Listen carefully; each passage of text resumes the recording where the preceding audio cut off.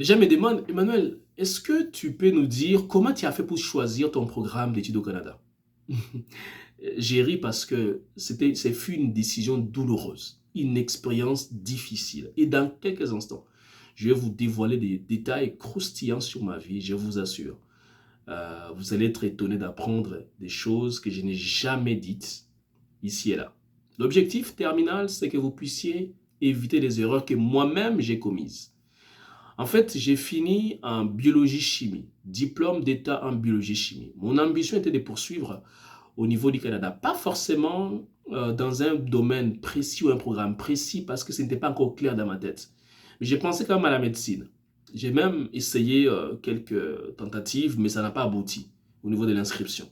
C'est là que j'ai croisé un monsieur qu'on connaissait et qui était déjà au Canada depuis plusieurs années et qui nous a dit, ben, comme toi, tu as fini en biologie-chimie et que tu aimes tout ce qui est peut-être la santé, ben, pourquoi pas ne pas aller en soins infirmiers.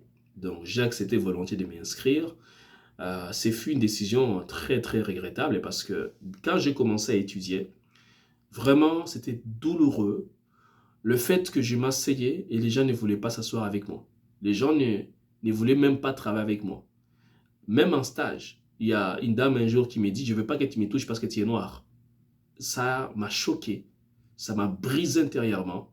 Mais bon, je me suis dit, est-ce que vraiment j'ai ma place dans ces programmes? C'est là que je me suis dit, peut-être ne pas, peut-être changer les programmes. J'ai changé, je suis allé faire sciences humaines, profil administration. Là encore, ça ne s'est pas passé comme je le voulais. J'ai changé de nouveau. Je suis allé faire finalement sciences humaines, profil études internationales. J'ai perdu un an, beaucoup d'argent, beaucoup de temps. Et c'est là que je me suis rendu compte que choisir un programme n'est pas une chose assez facile. C'est pas aisé, c'est pas simple. D'où l'importance de se faire accompagner. Alors, s'il y a un conseil à vous donner, n'écoutez pas n'importe qui. C'est pas parce que quelqu'un est au Canada depuis un an, 2 ans, 10 ans, 20 ans que forcément il est conseiller d'orientation. C'est pas parce que quelqu'un travaille dans un domaine qu'il semble connaître tout. Vous ne devez pas tout gober, ni tout accepter. Il faut vraiment consulter des professionnels. Moi, je suis conseiller d'orientation scolaire et professionnelle. Mon rôle au quotidien, c'est d'accompagner des gens comme vous à choisir un bon programme d'études qui vous correspond. Ensuite, à vous aider, à vous aiguiller au niveau du choix d'établissement d'enseignement qui est susceptible de vous offrir une admission, mais aussi des stages rémunérés. Alors, si vous voulez qu'on vous accompagne, dans la barre de description, il y a un lien. Prenez rendez-vous 15 minutes gratuitement.